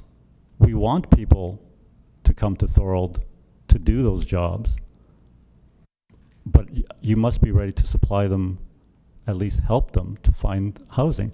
The people who work on minimum wage jobs tend to be overrepresented in needing affordable housing. If you don't want to support affordable housing, that's one thing, but then to expect that these people come to Thorold to work our low-income jobs is not fair. Okay, I appreciate your comments, and don't take it the wrong way. No, no. Obviously, I support nonprofit housing because I take You're it on, you're on our board. board a lot of time, trust No, no, me. I think the tough questions And need to be But I have to ask asked. the tough questions because No, we you have need to do know that. where the money's coming from. It's Sure. just not as easy as saying, I support it, let's do it. There's repercussions to our decisions, so thank you. No, you're welcome. And the tough questions help to clarify some of the misconceptions that the public may have about affordable housing. So I appreciate those questions because in answering them, I think I may be clearing up some of the misconceptions. Is there any further questions? I got Councillor Hanley and then Councillor Kenny. If I could, through you, Mr. Mayor, to Ms. Phelan. Questions? Is the current board looking to liquidate any current assets that was last term considered of selling the nonprofit housing on Romney to fund this project? Is that going to be a consideration of eliminating one source of low-income housing to fund another? Not at all. We discussed that at length, the current board, and we came to a unanimous conclusion that we will not be selling assets to build new assets. That is going backwards, or at best, you're on a treadmill where you build new units and get rid of old ones. So we will not be selling. In fact, we have secured ROMI in the long term. We had a 1-year rent supplement agreement with Niagara Regional Housing. It expired just this summer. We renewed it for an additional 3 to 5 years. I think it was 5 years. So for the next 5 years, Niagara Regional Housing is providing us with subsidies so we can continue to operate rent geared to income affordable housing on ROMI. They're secured for at least 5 years. So even if we wanted to sell them, I guess we could change our minds, but it was a unanimous decision, very short discussion. We will not be liquidating any assets. Okay, Councillor Kenny? Yeah, I'd like to can I pull the discussion report forward and put a motion on the floor that we waive the development? There might be more questions first. I just want to put a motion on the floor, though, and then we can have a discussion on the motion, no? Yeah, but there might be still questions. Okay, I have a few questions. That's why I'm asking. But you can do that after, when we're done our questions. Thank you. Okay? I have a few questions that I need answered because maybe I'm misunderstanding, but I want to know why, if this is funded by the federal government, provincial government, and Thorold Nonprofit Housing and not Niagara Regional Housing, how come we're not using a Thorold list on this particular development? Can you explain to me why we're using a regional list as opposed to a Thorold list? Because to me, if we're giving money to this project, I would hope that we're looking after Thorold residents, but maybe I'm missing something on No, why. I think I may have, Yeah, no. Niagara Regional Housing keeps a list, but they keep it according to each individual community. So it'll be a Thorold list. We will be definitely pushing for that, yes. Okay, because I to would me, that's an important I item. would support, one of the reasons we want to do this is to keep, especially seniors, there's been quite a few who have waited long enough and they're going elsewhere outside our community. I want to prevent that from happening. Okay, so that answers that question. My other question is, and this is an important aspect, and this is why when we come to the motion, I'm going to ask to split it, is because that's a brownfield development. So Correct. just so council's aware, it's 75%. Right now with our new bylaw, there's a 75% rebate on DCs because it's a brownfield. Okay, so they'd get that without us even helping them. And then it's eligible for another 25% if it meets certain criteria. And when we get to the report, we can further explain that criteria. Yeah, that's correct, yeah. And because it's on a brownfield, it gets a CIP sliding scale and tax break as well. So there's a lot of breaks that are going forward on this development that people need to be aware of. So it's not like the city's not helping, because our brownfield grants, or whatever you want to call it, are very generous, and some of the most generous in Niagara. So when we get to the report, that's why I want to split the DCs from the building and vote separately on both issues, but we'll talk to that, and you're aware of that, am I correct? Yes, in fact, back in 2016, when the development charges were, when the development charges were waived, the development charges were $70,000. 50% was already given back to us. We then further asked to have the additional 50% waived. So our ask was for 50% of the development charges. So really right now what we're doing is, according to what you just said, which is correct, we're asking that 25%, an additional 25% be given back to us because the other 75% we already qualify for. You qualify, and you may qualify for the other, and that's the reason why our chief building official asked to wait for the report, because he wants to bring something forward on nonprofit housing. So when you combine the both, you're probably gonna get the full, but I can't tell you that right now because I haven't seen the report. I won't hold you to that. That's why he didn't say no to it. He said, wait for the report. But that's just on that side, not on the building permit side. Just. Yeah, that's correct. Thank you.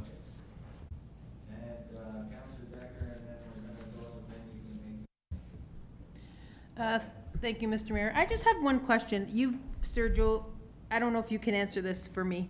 You've been referring to seniors. Is this building specifically only for seniors with low income? Because what if it's a single parent that has kids that's looking for, a home and they need like a low income Right. rental? Are they not qualified for these units? Is this specifically designed only for seniors? Well, in terms of design for seniors, there are some aspects of it in terms of, the showers, the types, the walk-in showers that are specifically for seniors. But no, to answer your question, the original agreement with the federal and provincial government, the agreement that gave us $4.6 million, if you read it, it says 60-unit building specifically on a reclaimed brownfield for senior nonprofit housing. So the funding was for that reason, for seniors. The seniors list is a tiny bit longer than the low-income families, not by much, but by a little bit. It is definitely my intention that if I'm still on the board, the next, I'm not going to say if we make another one, I fully intend that there will be a next project, will be for families. Thank you.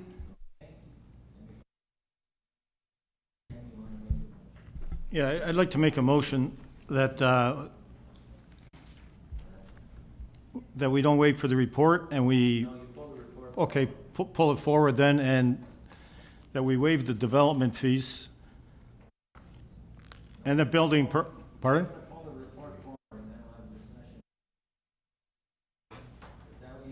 That's what I'd like to do. That's what I'd like to do. PDS 2019-32.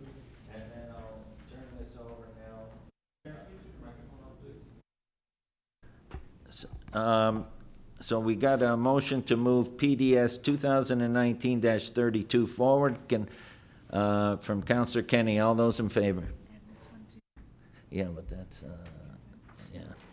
All those in favor? Opposed? Carried. Okay, and now I'll ask that our manager of planning, please, Denise, bring that forward. The recommendations of report PDS 2019-32, that council receive the report, the council not waive the building permit fees for the Thorold Municipal Not-Profit, and the council not waive the development charges for the Thorold Municipal Not-Profit. That concludes the report. Okay, can I get a mover for the report? Councillor Longos. Speakers to the report. Councillor Kenny. Yeah, I total disagreement with this report. The federal government and the provincial government have each given $2.235 million toward this project. As I said earlier, almost $5 million. We've all talked about senior housing and senior affordable housing, and we're not doing much. I know the mayor is working on different projects. This is a project that I would like to see move forward. This is not a developer building this project. It's a group of 7 people. 5 of them were appointed by this council, and the other 2, Councillor Longo and myself, are on that board. And last week, we got the site plan approval from the city, which was between $5,000 and $6,000. And it's going to take another 6 months to get the permits, and hope to have the shovel in the ground for April 1st of 2020. So like I said, it's not a developer building this, it's the committee that was appointed by this council, and we have to put trust in them. So I think that we should show the people of Thorold that after the feds and the provincial government put money toward this, that we are moving forward. A lot of us have promised that we were going to work on this, and this is our opportunity. Okay, Thanks. any further speakers to the report? I'm going to ask that we split the report into 2 votes. Go ahead, Councillor Longo. I'd like to ask a few questions of staff. Could staff indicate what the total development charges would be for this project? Through the mayor, we have not calculated the development charges as we have not received a site plan application, nor have we received a building permit application. So those can't be calculated as of yet. We have no idea what we'd be waiving? Through the mayor, that is correct. We do not have the funds as of yet. Okay, and the mayor spoke about a 75% development charge waiver that's in place already. Can you confirm that? Through the mayor, under the old development charges bylaw, there was clauses that spoke to waiving of development charges, 75% within brownfields. There is a transition clause that speaks to when these can still be waived. I was just taking a look to see if that transition clause would apply to this development. And do we know if it will? Through the mayor, I don't know right off the bat. I can let you know shortly. I'll ask the Director of Finance to speak on that. Through you, Mr. Mayor, I believe that as part of the transition, the city engaged Watson and Associates to come back and look at some additional development charge exemption programs. And I'm not certain of the date, but I believe that there is to be a public meeting scheduled, and then have staff come back with any recommendations to modifications to the DC bylaw. And that's the reason I asked to split this, because the DC report's going to be coming to council. And I think, and that's what our chief building official was saying. He's not opposed to waiving any DCs, but he said wait for the report.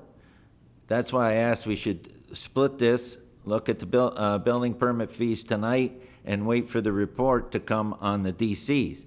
That's not to say we're not going to exempt DCs, but we need to have the report and see what we're waiving and what, because we may not have to waive anything. That's correct. They might be 100% that they're getting the 100%. Mr. Mayor, do you know when that report's coming to us?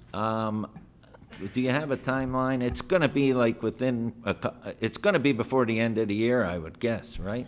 Through the mayor, we're within the 60-day commenting period for the amended development charges that was brought forward.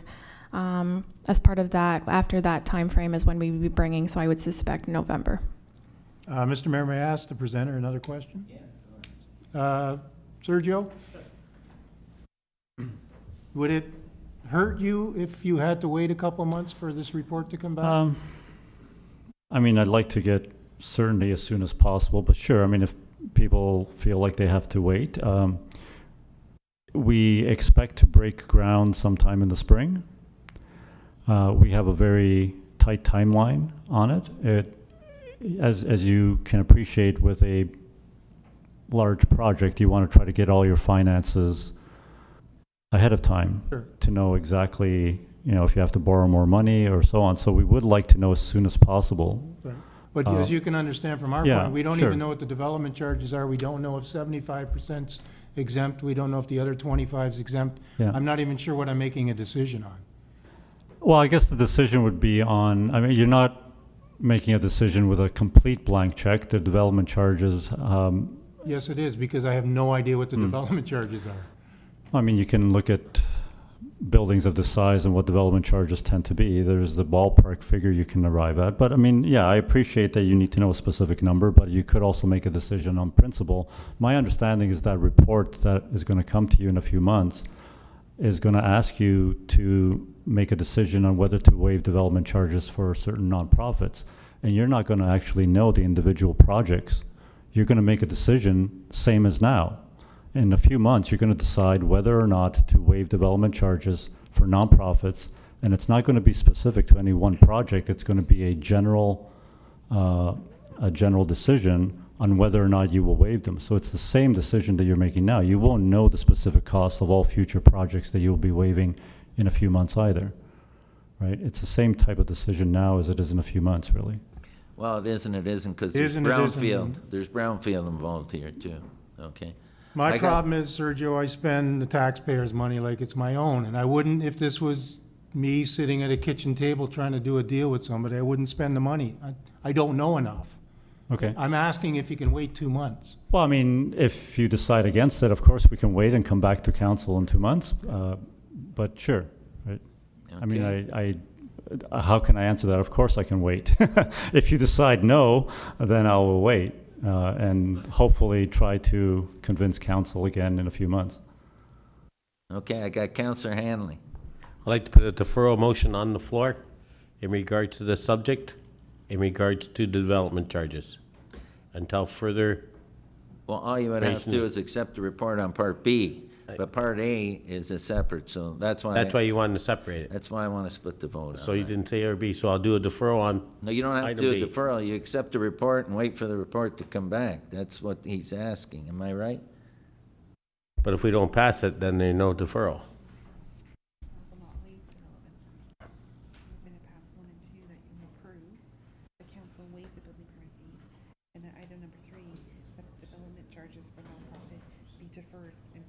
Okay, yeah, I got you, okay. So that's a motion on the floor on the deferral on 2. That's right. You didn't put a motion on the floor, you just spoke to the motion. I got Councillor Wilson. Thank you. Wait, we're not debating a deferral. So we have a motion on the floor that we're deferring Item 2. item 2, item 3. Item 3. that Item would be. 3 till we get the report, right? Yes. Okay. So that's a motion on the floor, and that item 3 is deferred till we get the report. There's no debate on the deferral motion. Recorded vote. We're just doing the deferral motion. We're not doing the whole thing. So that, with motions on the floor, I have a question about deferring that. That's why I had my hand up earlier. it's non-debatable. It's a deferral motion. But I don't understand the purpose of it. Can I just ask a question, please? Otherwise, I'm not comfortable voting on it. So, well, no, because the presenter went through and discussed that, okay, yes, they've gotten the 75%, and he said previously, even on the building fees, if they didn't need the money, they pay it up front, and then if they don't need it, we don't pay it out. So how would that be different on the other 25% they could potentially get back for the brownfields? The report will say what they're doing, and then it's gonna lay it out because the report is reviewing everything on the DC exemptions. And then we can agree or disagree with it. So that's the motion on the floor. It's a deferral motion on Part 3, and then we'll come back to the building permits, okay? Okay? Recorded vote. So you're either voting in favor of the deferral of Councillor Hanley or against it. And we'll start with Councillor Decker. Do you want? No. So the motion on the floor is that council defer the decision regarding for development charges for Thorold Municipal Nonprofit Housing until such time as the DC exemption review is complete. Okay, that's the deferral motion. When your name is called, councilors should state they're voting by saying yes if they're in favor or no if they're voting against. Councillor Longo? Yeah. Councillor DeRose? Yes. Councillor Hanley? Yes. Councillor Sentence? Yes. Councillor Decker? Yes. Councillor Neal? No. Councillor Kenny? No. Councillor Wilson? No. Mayor Ugolini? Yes. The motion's carried. Okay, now we go back to number 1, right? 1 and 2. Well, what's 2? 1 is on a B. So here. 1 is on a B received, which is nothing. Yeah, So you're gonna vote, you just do yeah. 1 and 2 together. Yeah. 1 is just receive the report. I think 2 is what you were talking about. I'm where, 2 is what I'm talking about. Okay? Yeah. Right? Number 2. Yes. Okay. So now, we're gonna have a discussion and vote on number 2, which is that council not waive the building permit fees for the Thorold Municipal Non-Housing on Beaver Dams Road. So we're talking about building permit fees here, okay? The recommendation is to not waive building permit fees. Is there any discussion on that? Go ahead, Councillor. First of all, I got Councillor DeRose and then Councillor Long. Through you, Mr. Mayor, do we have a final number on that? You can, you speak, you know approximately, because you don't have it. Yeah. Yeah, through you, Mr. Mayor, we don't have a number because there's no site plan, but speaking with the CBO and just a guesstimate, it's about 50,000. Thank you. Thank you. Councillor Longo, did you want to speak? Yeah, through you, I guess, to the CAO. So if we waive the building fees, where do we recover the building fees from? Do we have a reserve we can use? Maybe Director of Finance? I'll turn that over to Director of Finance. She's got all the answers, right, Maria? Thank you, Mr. Mayor. You know what, I would suspect that we can talk to the CBO to see if possibly we could take it out of the building code fund. I'm not certain about that. So it would either be just from a general reserve, like the encumbrance reserve or a contingency reserve, or it would be a general budget overrun because really what it is, it's lost revenue. Thank you for that answer. I'd be in favor of doing that. Is there anyone else that wants to speak? I got Councillor Wilson. Thank you, Mr. Mayor. I just have a comment to make. I'm a little bit surprised that this is such a tough decision to make. Not that I take spending taxpayers' money lightly, but I think that each and every one of us, when we ran for council, talked to people and said that we were for nonprofit housing, and I don't see agreeing with staff supporting that. I do recall meeting individuals who, one in particular, who cried saying that her parents had to move 3 hours away for housing because they couldn't afford to stay in Thorold after they were residents of this city for their entire lives and contributed to that. I can't understand not supporting us, not forcing them to pay the building charges. I just can't. If we, one day we're going to be in that situation. Well, hopefully not. Hopefully we'll be financially independent. But there's people in this room, I guarantee you, about 90% of Canadians are not financially independent, and they're going to need help with housing as in their elder years. And if we can't agree to waive some fees of our staff's time to support that, I don't know what we're doing here. So that's my comment. Anyone else? Councillor Neal. Yes, Mr. Mayor. Affordable housing.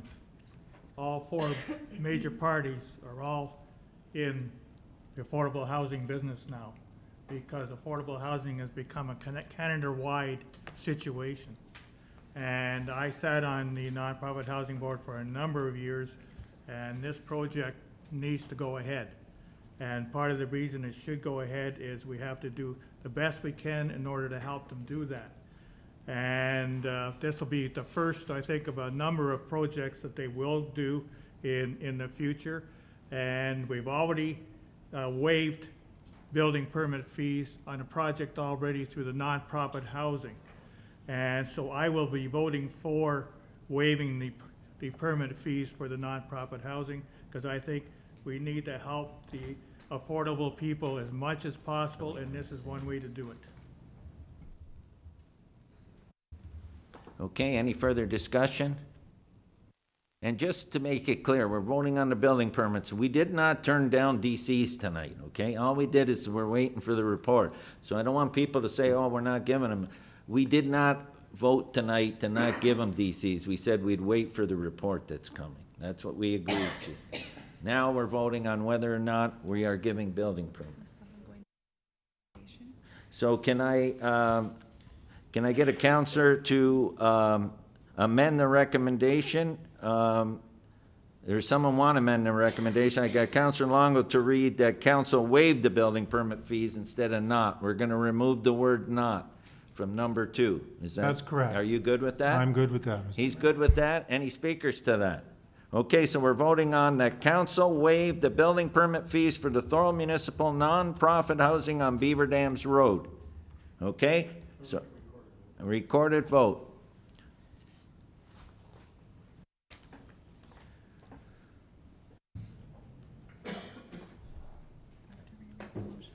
Yeah, read the motion. The motion on the floor is that council receive report PDS 2019-32 and that council waive the building permit fees for the Thorold Municipal Nonprofit Housing on Beaver Dams Road. Recorded vote. Recorded vote. Answer yes if you're in favor. No if you're opposed. Councillor Kenny.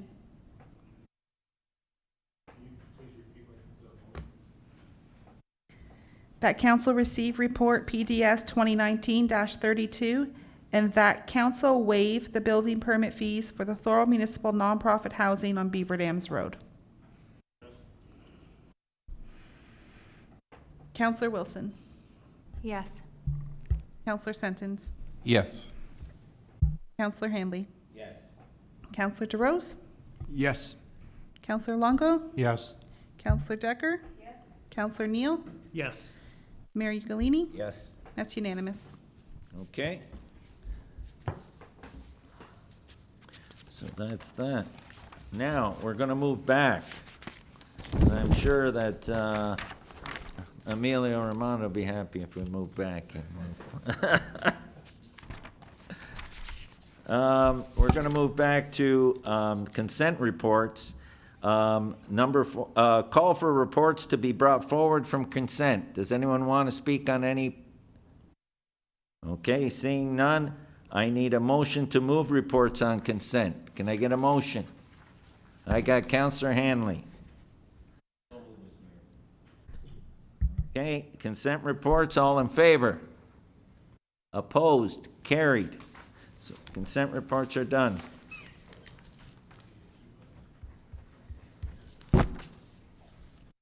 Now we'll move back to discussion reports.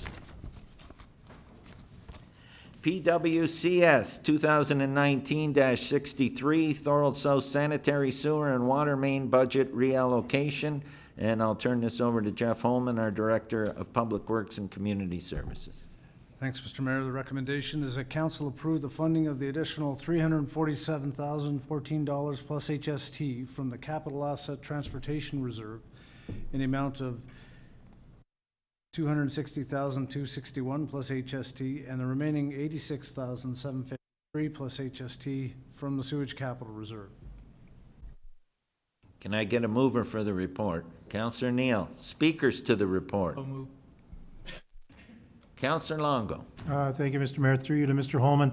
Is this the same project that we had the overrun with last year? Mr. Mayor, yes, I believe it stems from a project that we started in 2018, sanitary sewer project involved some storm sewer work that had to be done as a result of scope change. So we had an overrun last year. It looks like we have another overrun. I guess my question is, we had asked last year for a report to come back, finding out if there was anybody to blame for these overruns and to see if we had any recourse. Do you know if anything's been done on that as of yet? Well, Mr. Mayor, so my review concluded that if we've paid the contractor and we've paid the consultant, and we really have no recourse to go back and change. I think if we're going to point fingers, it should be at ourselves, because we try to rush projects through the door without fully understanding the scope of the project. And as we tried to explain in the report here, we need to change that process. I know the question has come up a couple of times this year, and I think we can do a better job of getting capital projects through the door. And I don't believe there's any recourse to the contractor or the consultant. Okay, Councillor Longo. I can say that we've changed our approach. And if you look at what we're doing this year, we're doing the engineering and the technical work on St. David's Road and as well as Broderick and the downtown Thorold, in that, so that we're not doing everything in the same year. So what we do is we do all our pre-work the year before and make sure all our ducks are aligned so that when we do the project the next year now, we are ready to do the project. And that's something that's been implemented by staff, and I think it's very prudent, and I think in the future, we're going to be better off because of the system we have in place now. Is anyone else? Okay. All in favor? Opposed? Carried. PWCS 2019-64 Downtown Parking Strategy Agreement. And again, I'll turn this over to Jeff Holman. Thank you, Mr. Mayor. The recommendation is that council award the contract as proposed by Precise ParkLink for 1 year at an estimated cost of $24,540 plus HST, $15,900 to be funded from the parking budget, $8,640 plus HST to be funded as a general budget overrun. And secondly, that the mayor and clerk be authorized to sign the required agreement. Can I get a mover for the report? Councillor Hanley, speakers to the report. So move the report, and speaking on the report, I'm hoping we can finally get parking under control in the downtown area, because to me, the continued nuisance of students occupying mass amounts of parking spaces is still an issue in the city. And I'm hoping this can be a step in the trying to correct it. I don't believe we're there 100% yet, but hopefully we can get to that goal. We are moving to improve, and I can tell you that it's not just a student issue. And you can speak to that. A lot of the problems is the people downtown that work downtown taking up spots that when there's alternative. Well, I say students because I had observed myself in the past at 7 in the morning of numerous individuals just sitting in their cars waiting for the bus to show up. And I brought it to council before and get out and hop on the bus, and it's a bus that's headed to Brock. So Brock students are an issue with the parking. Yeah. Right? And what about the parking pilot? What you're looking at? The parking pilot, maybe? I'll turn this over to CAO because this is a good time to speak on this. Through you, Mr. Mayor, we are thinking about doing a pilot parking, like a pilot project to hire a parking commissioner who can concentrate on downtown. They will be, like, we have the bylaw officers, but their bylaw officers are spread too thin with residential licensing, parking, clean yards, and so on and so forth.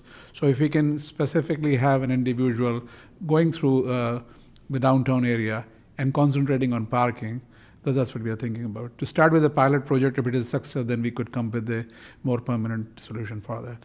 Thank you.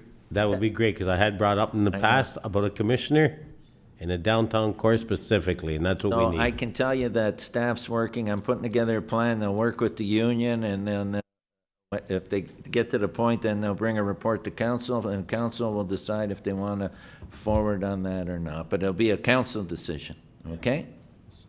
Okay, so all those in favor? Opposed? Carried. PWCS 2019-74, Emerald Ash Borer. Again, I'll turn that over to Jeff Holman.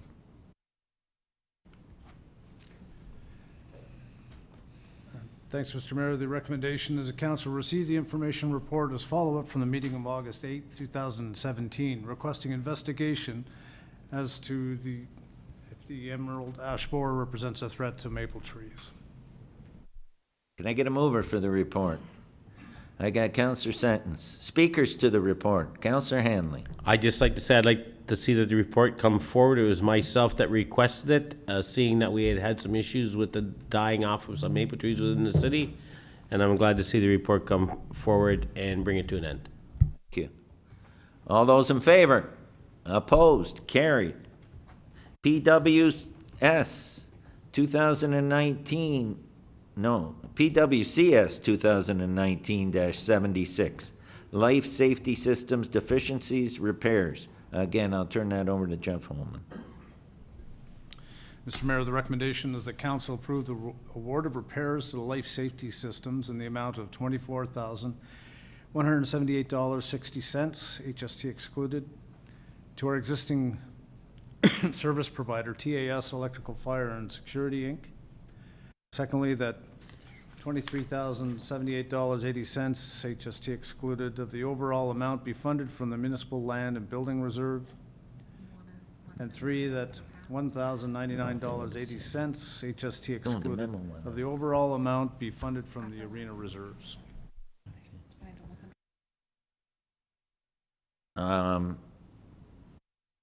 Any mover for this report, first of all, Counselor Neal. Speakers to the report.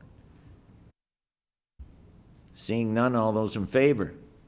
Opposed? Carried.